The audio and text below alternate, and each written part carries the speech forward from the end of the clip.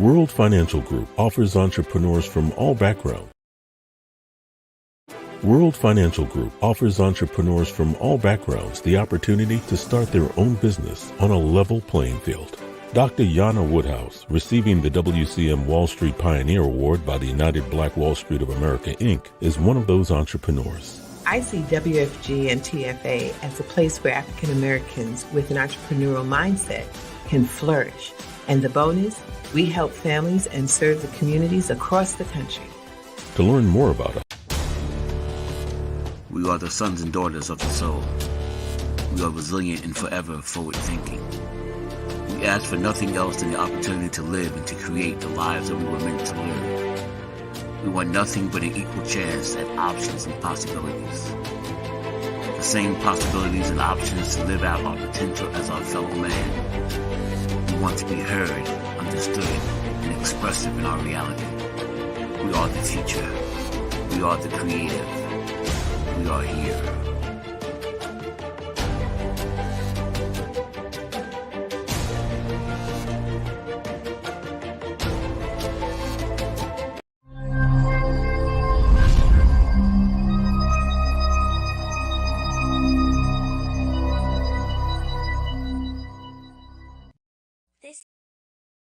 This is Kia Rogers, and you're listening to Urbanology with my dad, Tony Rogers, on WHCR 90.3 FM New York.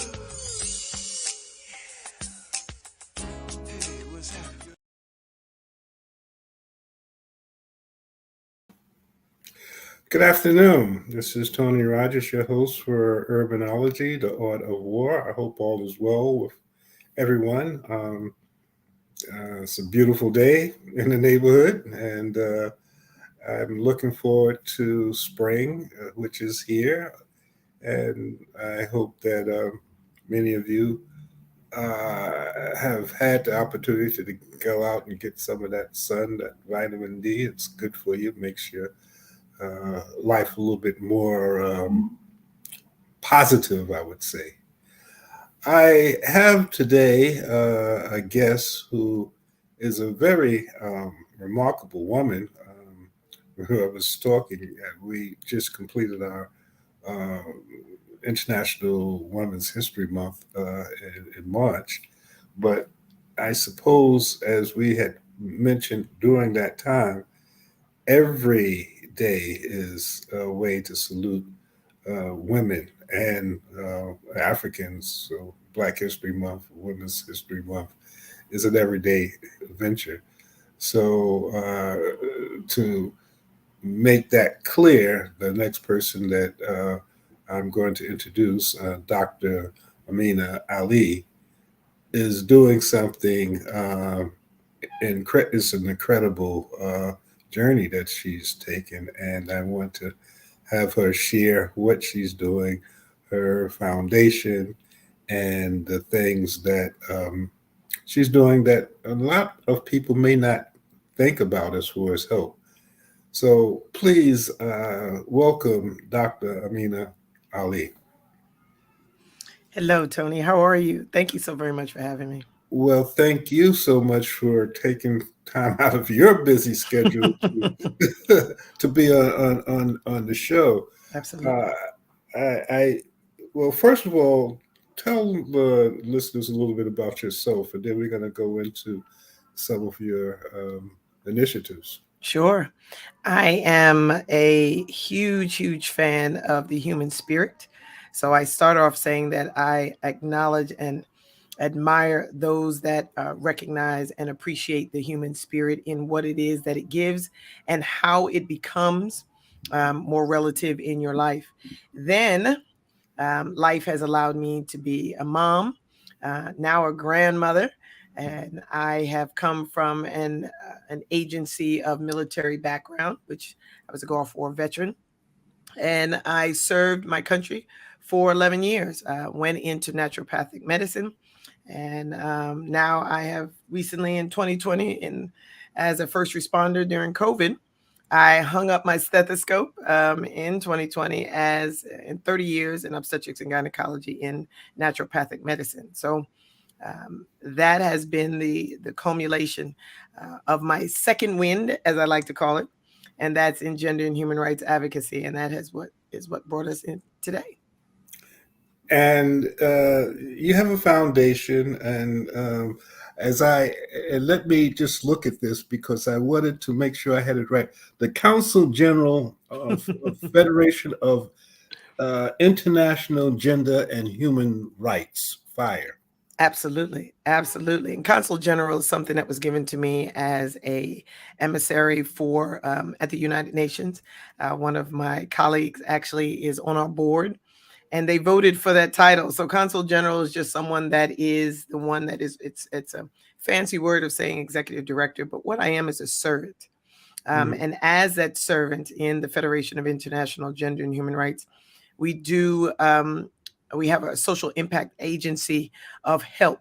So we bring solutions. We don't keep passing that trauma torch of talking about the problem. We bring solutions, and we offer those solutions in real time for real people, for real reasons that they suffer from.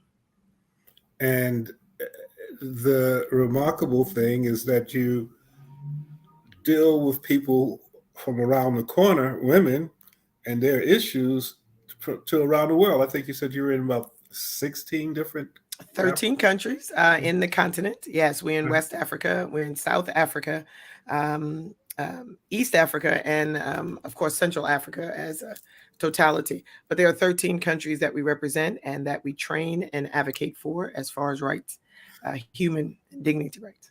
And you have programs. Well, could you give your website? Because I think we're going to do that again, but I just want to make sure that. Sure. And explain how you came to FIGHR. Well, that was by happenstance. As I told you, I was in obstetrics and gynecology. I was home birthing a few women, and we had a thing called street prenatals. Street prenatals is just what it is. People that are homeless, that are pregnant. We would go where they are, and I would put my Doppler on their belly, right there on their cardboard box, and we would take the blood work and glucose tests and everything else that is necessary and needed. We also had urinalysis. And one of the women that we were working with, oddly enough, was really trying to get off of drugs and alcohol, and her comorbidity allowed her to relapse many, many times through therapies and drug court and all of the tools to the trade.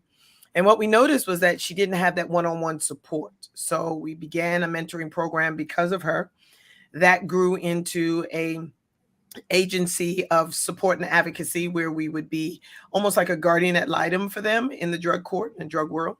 And then we brought that full circle by doing an aftercare program. So once they were clean and sober for a year, we went in with the resources that they needed for permanent housing, reunification of their children. And of course, if they were pregnant, we got prenatal resources to them free of charge. So this started understanding that there were other women that came, women that were migrants that came to this country as asylum seekers, as migrant IDPs, or internally displaced persons, and those refugees that are seeking the asylum here. And then we had the stateless and landless people that never had a place to call home, and never ending. Exactly. And these women had unique differences. They had language barriers and cultural barriers and religious barriers. And then they had things like FGM, which is female genital mutilation, and healing scars and trying to birth through fistula, and all of the conglomerates that came with what women we serviced. So we had to develop programs around that. And those programs developed to what it is that you see on our website today. Okay, let's, and I know that we can't get into, it's just so much, as I said. This could be a series just talking about. Absolutely. But let's look at the website. You have 4 areas. You have sister. That's what it sounds like, but it's the acronym. Sister. Talk a little bit about sister. Okay, well, that was designed to be, initially it was designed to be just mental health. It was designed to be a mental health magnet, but we didn't get as many people as we wanted to. A lot of the people that we needed that we received was through trauma. So we realized that finding and fueling the mental health piece would only be sustainable if we got to the root of what it is that they needed, which is that sustainability of the services that they needed. So if they were going through, if they were a child bride, or they were a sex slave at one time, or they were humanly trafficked or sexually trafficked, we had to get them out of that situation. So Sistar was that vessel. Then we got the mental health, because we started with the medical schools. I had a girlfriend of mine that was mentoring some psychiatric students that were in psychiatric medicine. And she wanted to have someone that she can come to. So I said, well, why don't you just take our mommies?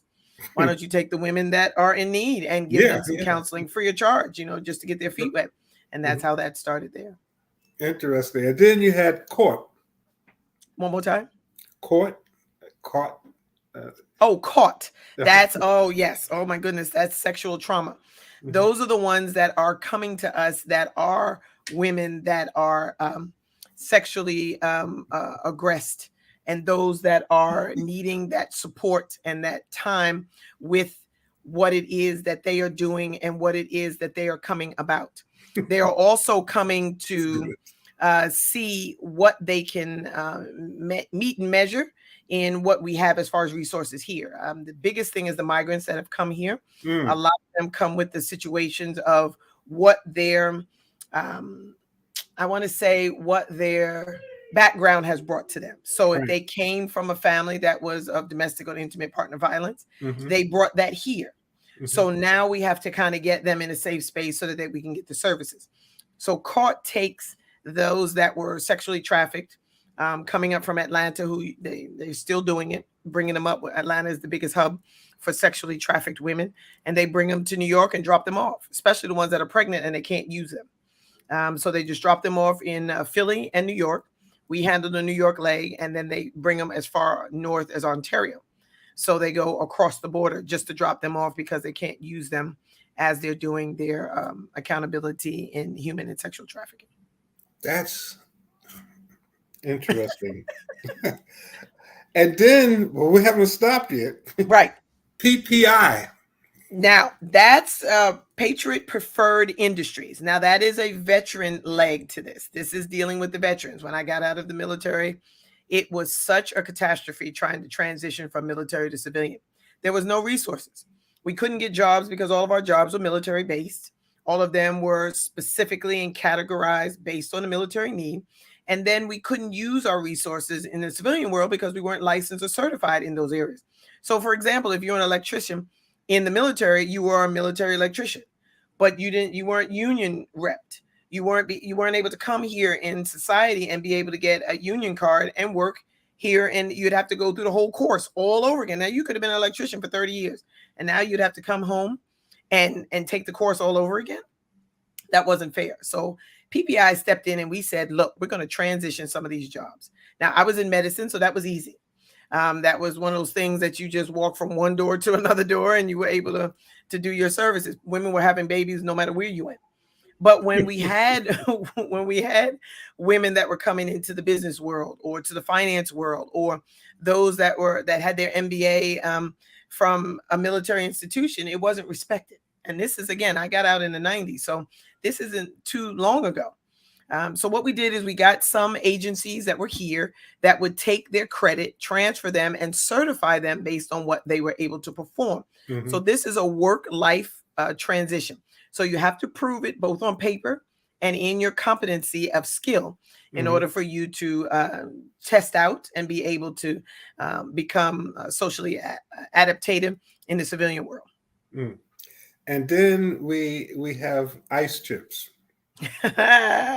Now, those are my children. Those are my babies. Those are children that have parents that are incarcerated. These are women that have lost custody or maybe lost guardianship for the most part because they were incarcerated. And the children that have fought with this trauma. It's one thing to say dad went to jail, but when mom goes to jail, almost like the tectonic plate shifts, and it makes the children almost uneasy. And I hate to use that word, but it does make their life a little bit more challenging when mom leaves, because she has that nurturing piece, that stability. So what we do is we take the moms as they are. and reunify them with their children temporarily at first. And then we do it on a long-term basis. And then once they're in 2 years with their children, they become mentors. So now they go back to the prisons and they get the women that are coming out and they mentor to them and get them ready for their children. And then we keep the cycle going. And so far, we have well over 150 women that have passed through the course and are now mentoring and then mentoring and then mentoring. So each one teach one and we bring one along. Okay, and on top of this, and I was looking at this and I was saying, Here where it do you goes. have time to breathe, to eat, or to be a mother? Because you have an accredited university. I do. And that is our newest baby. I just birthed that using my obstetrics and gynecology terms. I labored over that for at least 3 years and finally birthed it January of this year. It is called Harbor Heritage University. And that is the first and only university, accredited university for gender and human rights. You have yearly courses. You get your bachelor, your associates, bachelor, master's, and PhD in gender and human rights. We also have a chaplaincy program that we have that is an international interfaith chaplaincy program, which means you can take it here, you can study here and take it to Dubai, UAE, to the continent. You could take it to France and Europe, or you can go right down the street and use it in your own house of worship and be a chaplain for those that are wanting and willing for the services. One of the things that we're doing in the chaplaincy program in Harbor Heritage is we're going back into the schools. We lost guidance counselors. So we don't have the eyes and ears for the teachers, and the teachers are teaching. So who's paying attention to what the students are doing? So the chaplains go into the schools and they are the eyes and ears for referral programs, for things that they need in society and the community abroad. And then that helps to filter other programs that are needed outside of it. But to answer your question, how do I do it? Well, my children are grown. My baby is 27. My oldest one is 34, 33. And you look like you're about 20, so I don't know how Okay, you I'll do take all it. that. But I'll anyway, take it. I'll take it. Hitting 60 really quick, but I'll take it. It is staying happy. And I really believe a lot of the youth that you see is because I enjoy what I do. I am one of few people that wake up in the morning saying, what can I accomplish today? Still. So it is an ever learning process and it's an ever growing process. And I will do this until I am no more. and we've just kind of touched all of the stuff that I was making notes, and I was saying, my goodness, I'm tired of making the notes. How See? does he do all of these See? different things? So,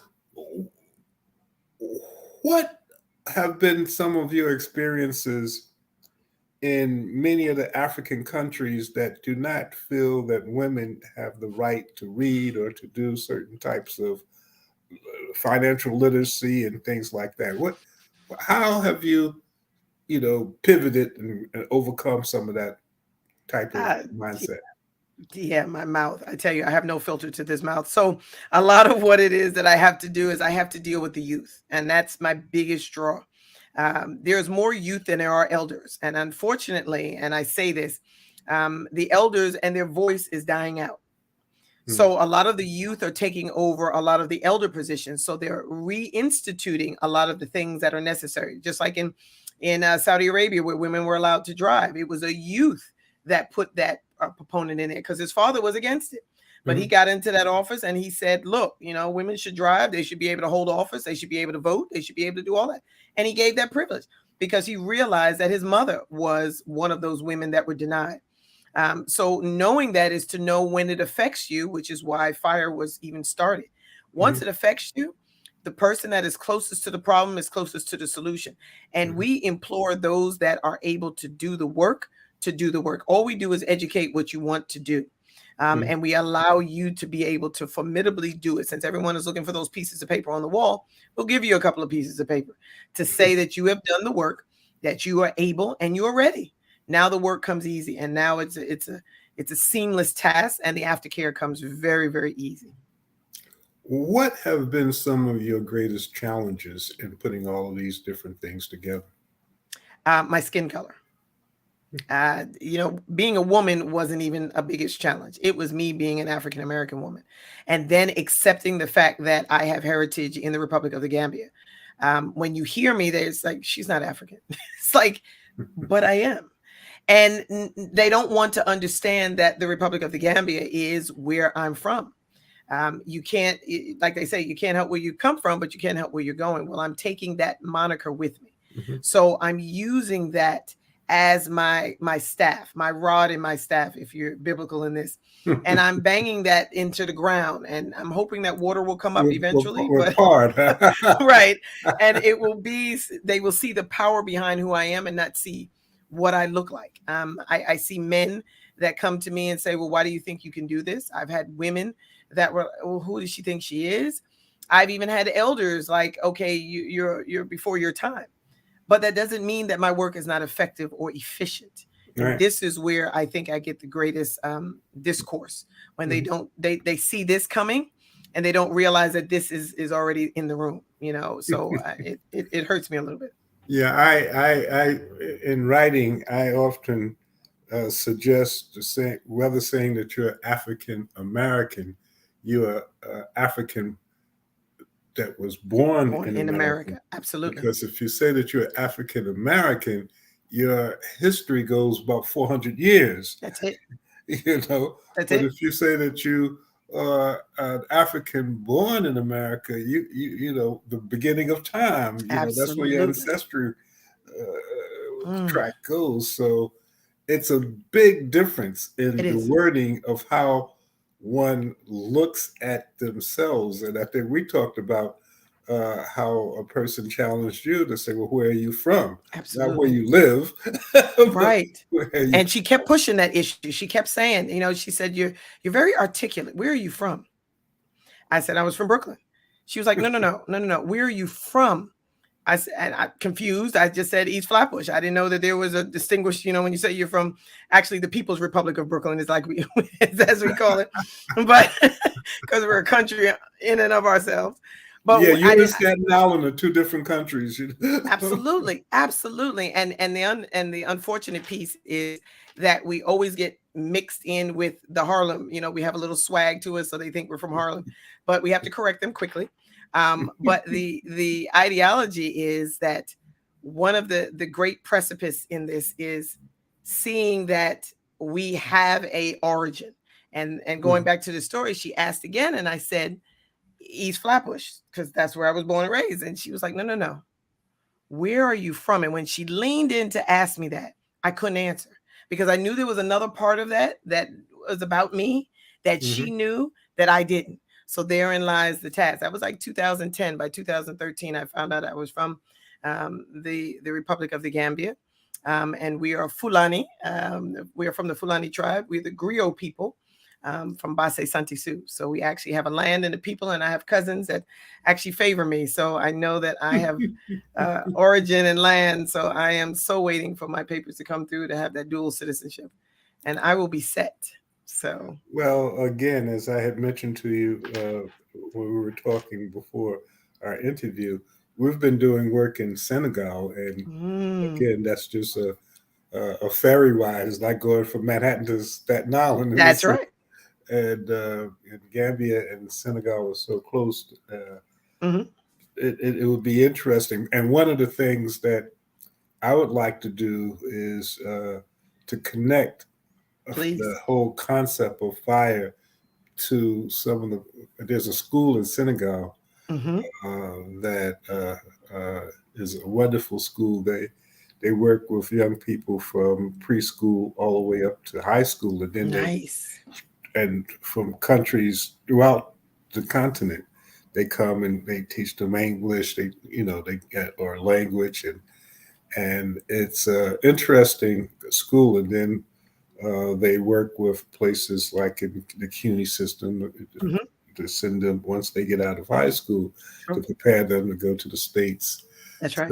So there are a number of different things that I feel would be important to allow at least the information, because information is important. Sometimes you might not know exactly how it fits, but once you understand that it's there, it comes to you as to how that might be something that, if not now, later, or it could be something that can work. Please. What Absolutely. what's your what do you how do you see your organization, let's say a year from now? Is there any goals or objectives that Mhm. you're really trying to push to make happen? Absolutely. We want to have a campus either break ground or fully erected in Dubai, UAE. So Mhm. we will have Harbor Heritage University in Dubai. We want to have one. We want to finish in the Republic of the Gambia, and we want to have one in um, a um, a great foundational flagship program in Mhm. South Africa. On Nelson Mandela's land was given first dibs to us, and part of his land was going to have the conservatory, have the college, and then have a gender and human rights museum. So it would be a whole erected construct that Mhm. would be for gender and human rights, and of course, meeting the ideology of what Nelson Mandela was very, very famous for and knowledgeable for. So I think that would give great credence to the land and then to the people as a tourist piece, and then be able to get the school accredited there in South Africa so that we would be able to have college students go for gender and human rights and then transfer here to the African Union. So Mm. one of the things that we want to do is allow that college campus to be able to use that talent and work for the African Union directly. So rather than going to the United Nations, which is where the US does their greatest mission work, we're going to transfer that to the AU and then allow them to do internships and then have full scholarships or full writing positions in the African Union in their country. So that's our goal. That's where Mm. we see each other in a year, 5 years. We're going to have a embassy here in the United States, hopefully closer to the United Nations, and we're going to fly our flag just as high, and we're going to be doing the work here in our continental piece, and then have a working university here in New York. So that's in 5 years. In 10 Well, years, I I hope to mean, be in Seychelles, retired, so fully well, retired. you have no loss for those Mm-mm. types of ideas. No. That's a broad Mm-mm. spectrum of things. Let's go back to Dubai. Some of the Yes. things that you're talking about is not necessarily the rule of thumb in Mm-mm. Dubai for women. Mm-mm. What type of response have you or pushback have you received in Dubai? Oddly enough, none. Hmm. The government there, when we applied for our licensure for business, they gave us a discount. They said that because you're a veteran, because you're a woman, because you're minority organization, nonprofit, all of that, they said you did your homework, you did what you were supposed to do, and if it was $100 to register, I think we got it for like $35. I mean, it was like so inexpensive.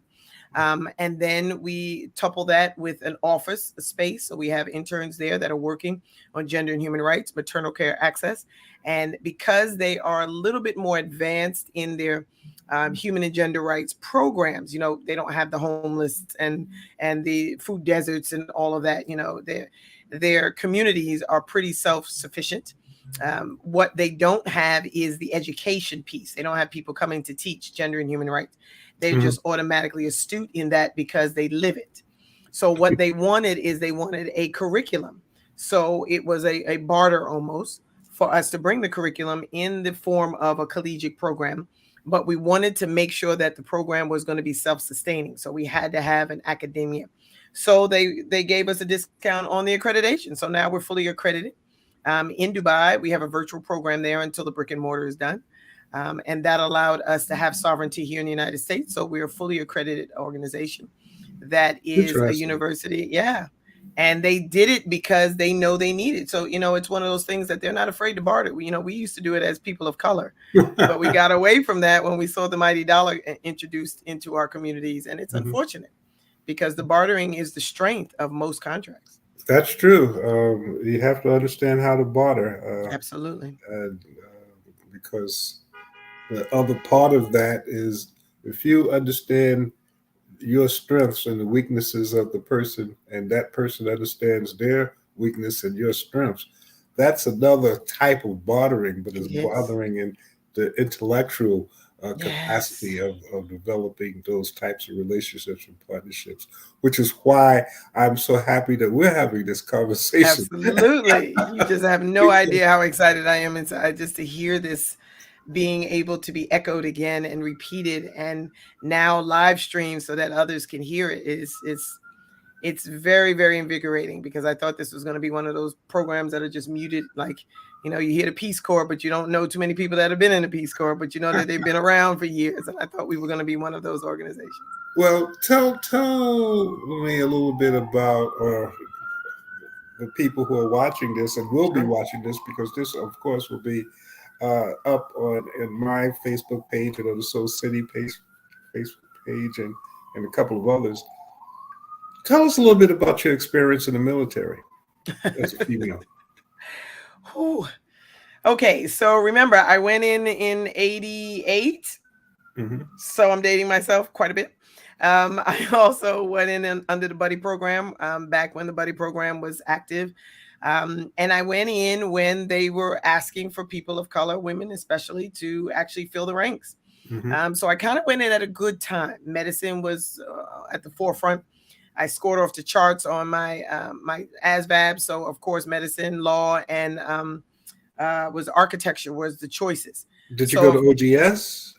no, actually, they wanted us to go green to gold. They wanted us to go straight from enlisted to officer. You know, you go to E5, you Mm-hmm. take the test, and then they send you to OCS. Mm-hmm. And the OCS was supposed to be the green to gold program. Well, unfortunately, the year that we decided that we were going to go, my buddy and I, the OCS was turned on its ear. It was almost viewed as that. What do they call it? They call it a segregation because it was only us going through it. Mm-hmm. So they didn't like what it looked like, of course, because there was too many of us. Then they didn't like what it was doing to our population because it was giving more rank to those that they didn't feel deserved the rank. That was always a problem, especially on Southern boys. And then Vietnam, the women were I was there in the Vietnam era, See? And I was looking to go to officer training school, but Absolutely. I had a top sergeant pull me to the side. He said, "You don't want to do that." He said, "You know, it's bad enough that you joined." I was right. He said, "But you don't want to do that because absolutely, you know." And that's what they told me. They got more black officers getting shot in the back than in the front. And that, you know, and it's funny. People don't know about, but that was true.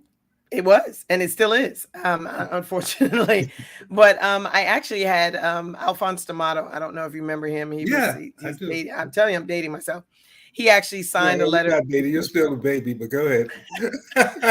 I got a letter to go to West Point and turned it down because I wanted to go OC. And my dad was furious. He still has the letter framed in the house, and he's 84, and he always totes that every time he changes the decor in the house, he always brings that one letter that is framed. Is probably as yellow as that's Soul City sign right about now, but he takes that pride in that, saying Alphonse D'Amato signed a letter giving me entrance into West Point, and I turned it down.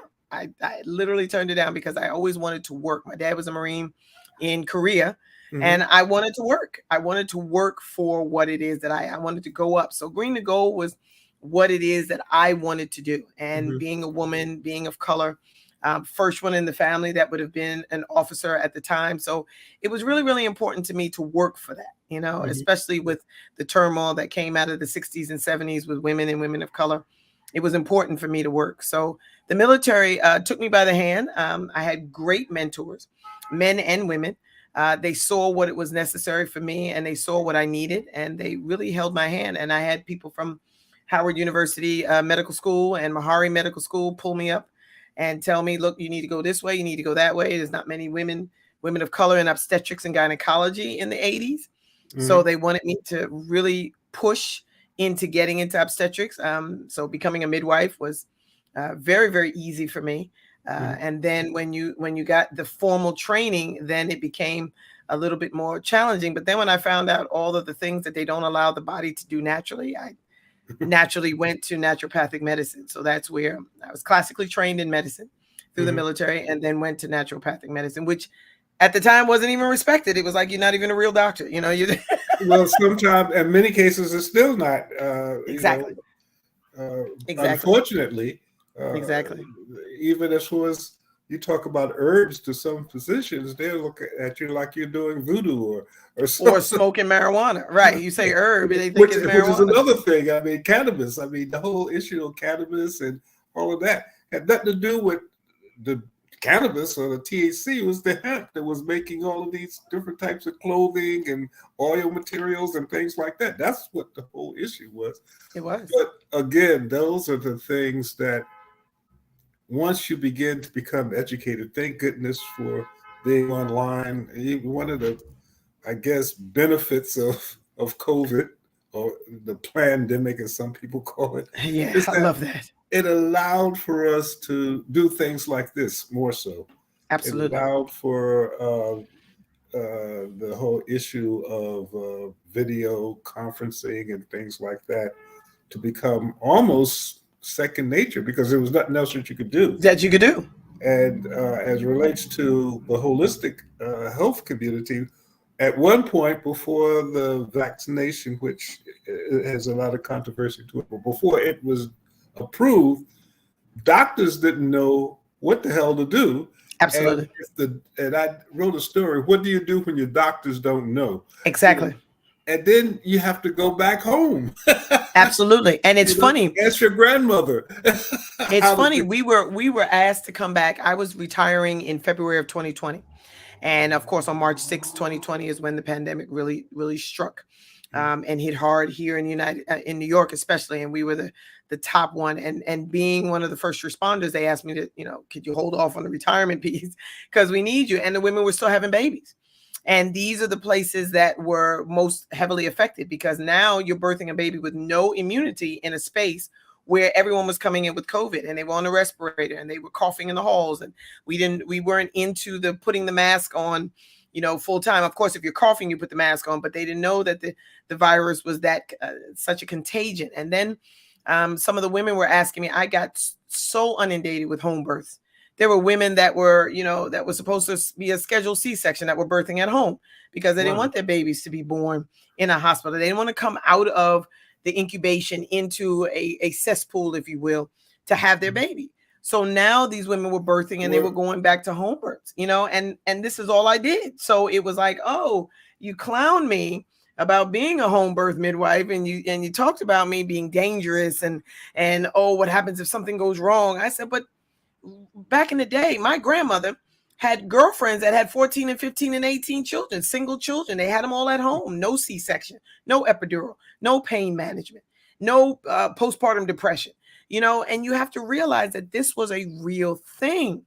Now, because opportunity is the great mother of invention, and desperateness is the more opportune seed here. Necessity. Yeah, it is. Necessity is the mother of invention, but that's opportunity now to do it. Oh, now that we're at home, why don't we birth at home? So now we have to transition. So I had to come out of the hospital, go back into the home and home birthing. Now I was like put on the map like overnight. So many women were saying, oh, she home birthed me at home and she did this, she was fabulous. And she did this and she was fabulous. And it was thank you. But like last week, I was like, I wasn't a real doctor, and now I'm being called on 2:00 in the morning. I know you don't know me. Can you birth my baby? I'm in labor now. Like, yes, that may be a little tight right there, but just knowing that they're calling on me now, again, you clowned me 5 minutes ago. Now I'm the, next best thing since sliced bread. And it's just funny. And all they did was throw a bacteria in here, which is just SARS. We already had this already. COVID-19 was SARS-2. Mm-hmm. Now we have COVID-19. So that means that, it was 17 different variations of this by the time it became official. But it was the flu. It was the flu. And I'm saying this on record. It was the flu. It was a raging flu. Mm-hmm. I got it when Kobe Bryant died. When I was reading the newspaper, I never forget, I was in the bed and I was coughing a lung up. And I was trying to figure out why I couldn't stop coughing. What is this thing in my lung? It wasn't an upper respiratory infection. It had to be more than that. It lasted 14 days. I couldn't taste anything, couldn't smell anything. all of the parameters.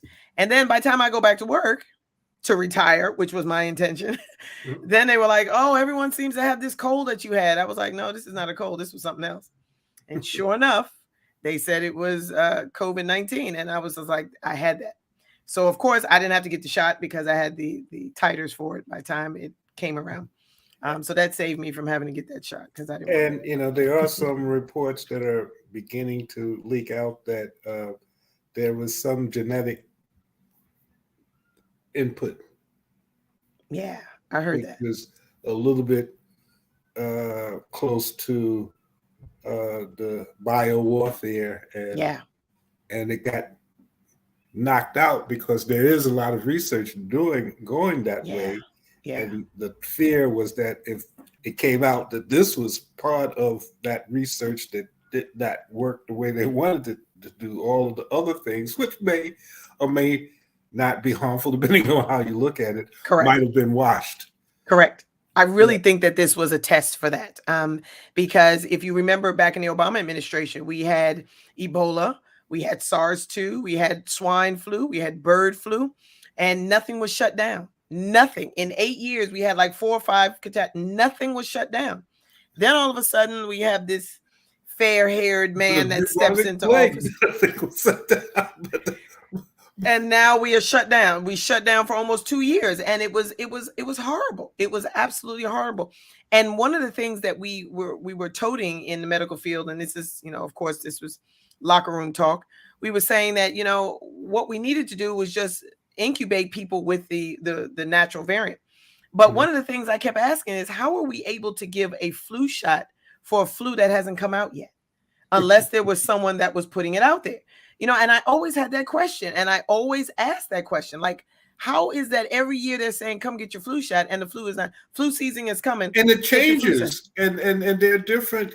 So how do they know which variant it is this year? And sometimes they don't really. I mean, exactly. That's the whole and that's thing. what I think flipped with this, because they thought it was one.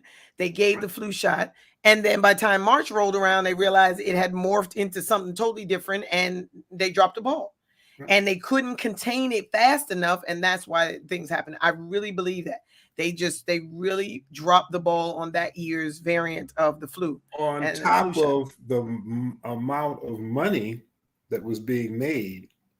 That's another thing. There's this whole thing. If you really want to understand about anything, like follow the money. Follow the money. Follow the money. And there's a lot. But that's a whole nother conversation, a whole nother story. Not to get into it, because I don't want to take it away from the work that you're doing. But the work that you're doing, it was part of the reasons that this became what it is because of the work that you have to do. Absolutely. It's the same type of mentality that that creates a situation where a lot of people don't even think about the fact that there's a homeless woman who's pregnant. Absolutely. They didn't think about it. Something that is in the mindset, because we always put things into these categories. That's right. And they're safe categories because we can push them to the side and not really deal with them. Correct. And the work that you've been doing, which is fascinating, is that much of the stuff that you're focusing on fits in those areas where people have put to the side. Correct. And not necessarily think about. Absolutely not. And it's remarkable, especially when you start to take it. You don't have to. I mean, it's one thing from what's happening around the corner, but the things that you've just said about what's happening in Atlanta. I mean, you may be the first person who ever really have said that I have had a chance to talk to about how that happens, or how these women who have been used and become pregnant are dropped in places. Dropped off. They are dropped off. That's a whole nother mindset. It's something else that you have to think about, Absolutely. that we have been blind to in many cases. And you know what's sad about it, and I thank you for mentioning that again. What's really really sad is Atlanta is the biggest hub, of course, in the United States now, and it's because of the trafficking. They actually use the statistics of those that were brought over who were trafficked to amalgamate their standings as being the largest, which I think was so unfair. But what they did was they would take I call them Polly Pureheart from the Midwest and bring them to the East Coast, and they would traffic them. And of course, they would have them. They were sold as sex slaves, or they would have the urgency in the trade to be humanly trafficked, sexually trafficked, or they were servitude, indentured servitude, which was a thing that most people didn't want to hear again. That they would be brought here, maybe from Mexico, and brought to the United States, and they would be brought to Alabama. And these women would have to work in people's homes to pay off debts to bring them here. So they would get the people that own the homes would get free maid servants or domesticated servitude for paying it off. And what the trafficker would do is like during the daytime they would do the domesticated pieces, and at night they would be a sex worker. And they would have to pay off part of their debt on their back. But there were things that didn't come into play. If you're traditionally not someone that uses birth control because customary or culturally you don't use birth control, how would you know to use it in this situation? So there's going to come a time when one of those women get pregnant. Well, you can't really use a pregnant woman because now you have a baby and now you have to take care of the baby. So what they do is they swap that woman out from that domestic partnership into another city, and the next time they go to another city, they just drop her off. Why? Because she knows nobody in that new city, and they don't have to worry about her saying who that person was that trafficked them, because again, they don't know. All they know is the place that they were housed in, let's say Alabama, and now they took them through the hub in Atlanta and flew them to Philadelphia or to Oregon or to Michigan, and now these women are now just destitute.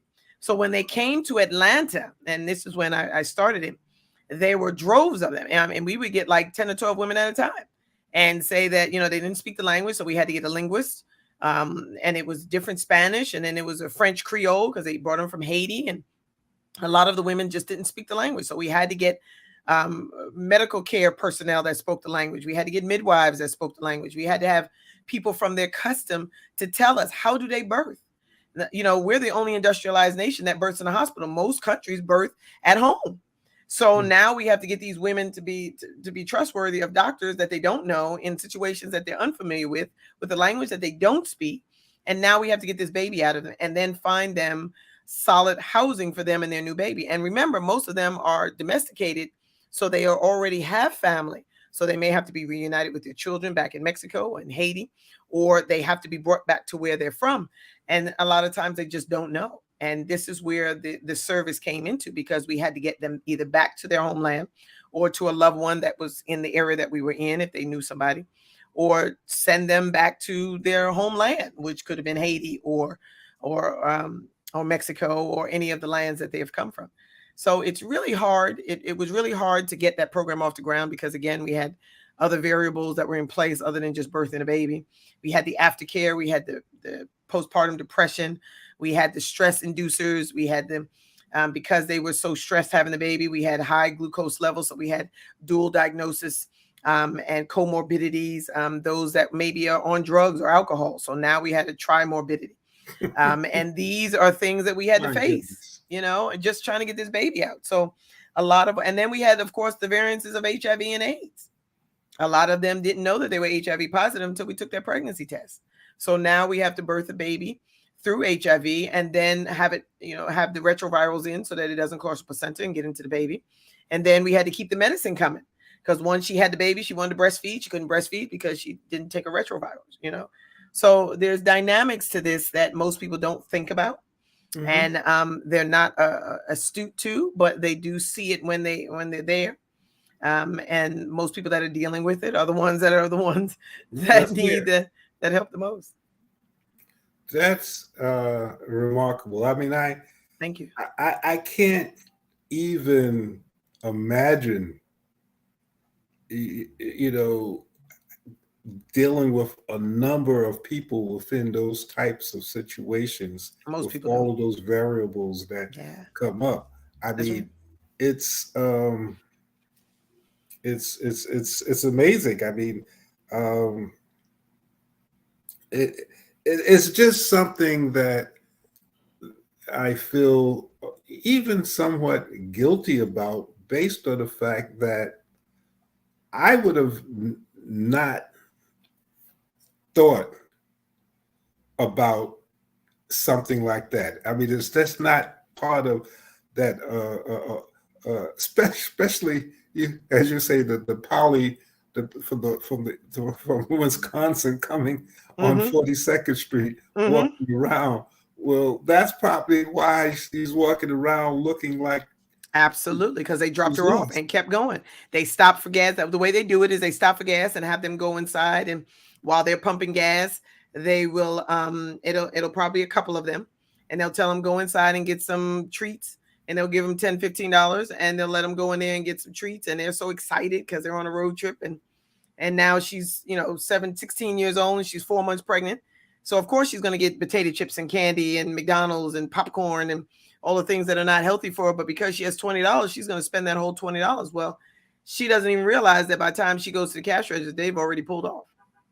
So they are going to the next city, they're going to the next state, and now this little girl with this big old belly and this bag of chips is now trying to figure out how she's going to get her next meal, and then where is she going to go? So a lot of times she calls she goes to the neighborhood, or someone takes her to the neighborhood hospital. The hospital gets a social worker. The social worker calls us, especially in the areas where we are, and we take the case. We work with the local social service agencies, and of course, we work with a lot of elders, which I absolutely love our elders program, where they co-share the houses while they're there. So they live with the elders to keep the elder a company and help around the house while they're pregnant, and then once they have the baby, and they stay 6 weeks after they have the baby. So the elder has some nice company, and she has a place that she can call home, at least until we can get her stabilized. And then after the baby, you help them as far as training or to be able There you go. to There you go. employ themselves. And if they want to go to school, they go back to school and become a doctor if they need to. Well, we give them the ideology, GED to PhD. That's our goal. So if you're 17 and you haven't finished high school, we help you finish high school if you want to stay. If you want to go back home, we help you get back home. So either way, you're going to get that education wherever you go. We want to make it easy for you to be here. And of course, with Harbor Heritage University, we can get you that GED and then start you on your college career. If you choose not to, we also have a professional vocational program. And that word is so new to some of these kids. They're like, what is a vocation? And they don't even realize that we had Alexander Hamilton, which is a whole vocational high school. And I remember that as a kid growing up, wanting to go to where the big kids go to get jobs. That's what we were told, that once you graduate from Alexander Hamilton, you got a job. Got a job. In many schools, even, like George Washington, you had a general course, you had an academic course, you had a commercial course. If you want to go into business, you had shop. I didn't know any better. I love shop. I tell you, I would take a lot of shop. Shop courses, right? But you had a job when you came out. So that is the piece. We want to bring that back. We want to allow them to graduate, and they're going to have a certificate of completion. And that is for a year course in vocation and gender human rights. We deal with advocacy. We deal with sexual and gender-based violence, human rights advocacy. We deal with capacity building. We also teach them how to employ and be employable. So we have soft skills.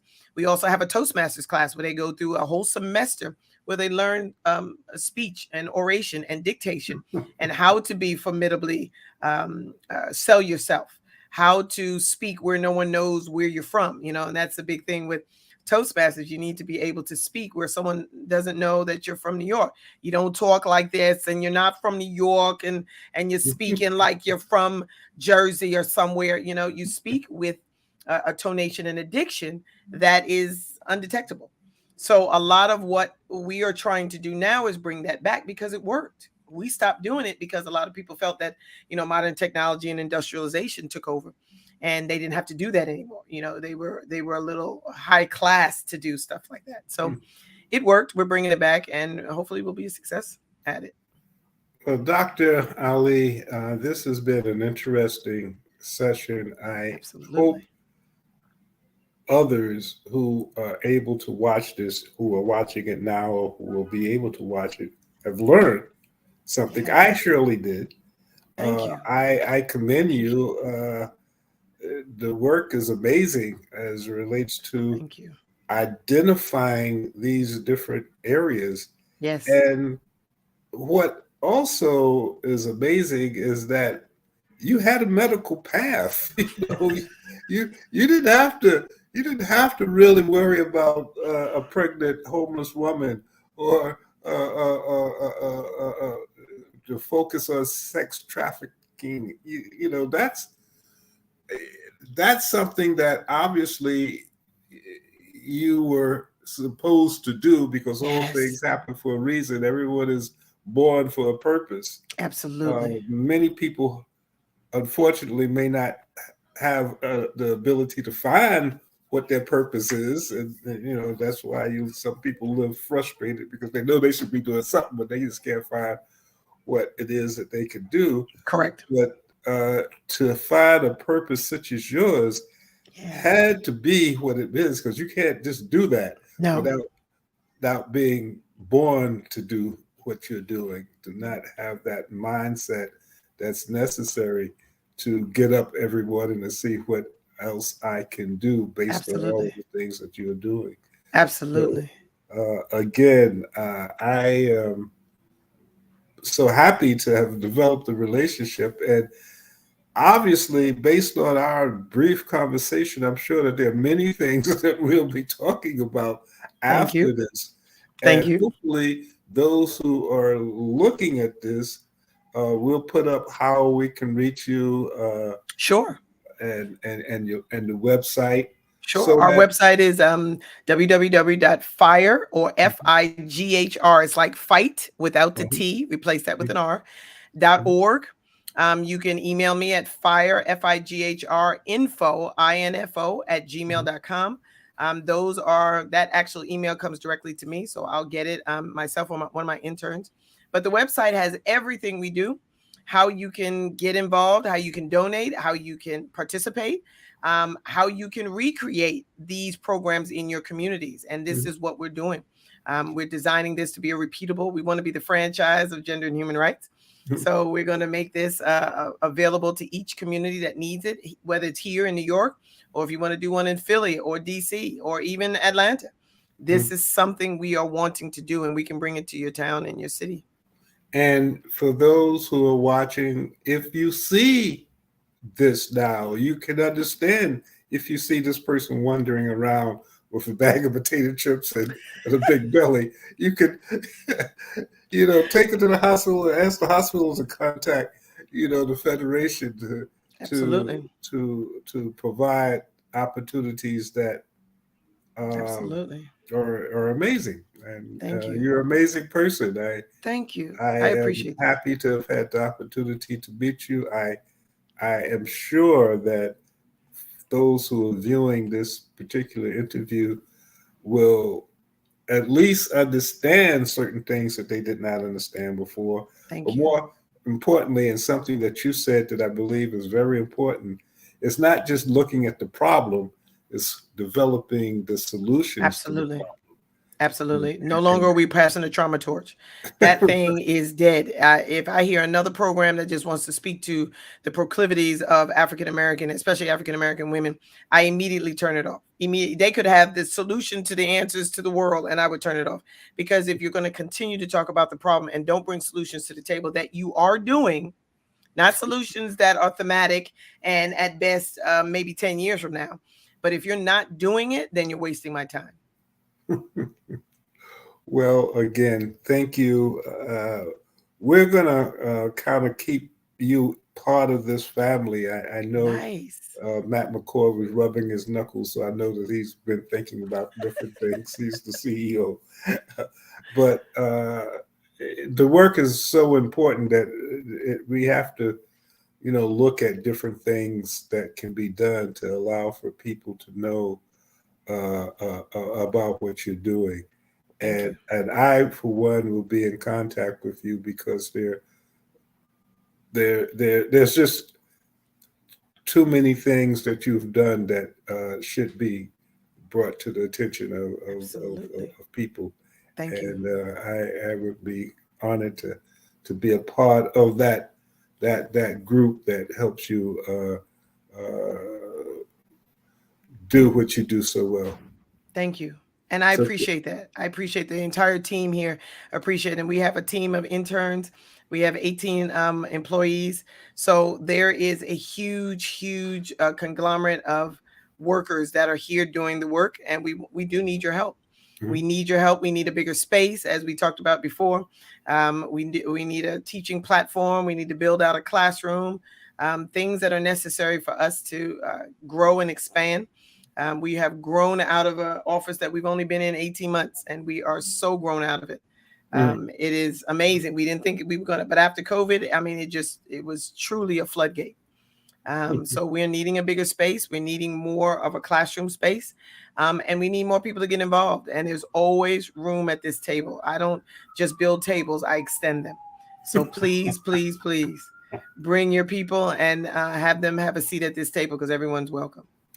Well, thank you so much for your most time. welcome. I will make sure that I do whatever I can do to support you. And I'm sure that many of the people who I know and who see this interview will do the same. You're doing good work. And thank you for that. No, thank you. And thank you for having me today. Thank you. God bless you. It was a pleasure. So again, Dr. Ameena Ali, a remarkable woman. I think that we all will be able to benefit from the knowledge that was shared today. Awesome. Again, for Matt McCoy and the Soul City Group, thank you so much for Thanks, Matt. giving this platform to so many people. Okay. That's it for me. I know that there's going to be some further conversations that we're going to have. I know that Matt probably is interested in talking to you, but Sure. I will be in contact with you also. Thank Appreciate you. your time. Appreciate what you're doing. Thank you so much. Keep up that work and keep that energy doing all of this stuff. I get tired of listening to all of the stuff that you're doing, so wow. I can't understand how it is. Absolutely. Take care. Thank you. Soon. Be well. For me, this is Tony Rogers, your host for Soul City, The Art of War, part of the Urbanology format. Thank you, and I will, God willing, see you next week. Take care. Bye. This is Kia Rogers, and you're listening to Urbanology with my dad, Tony Rogers, on WHCR 90.3 FM New York.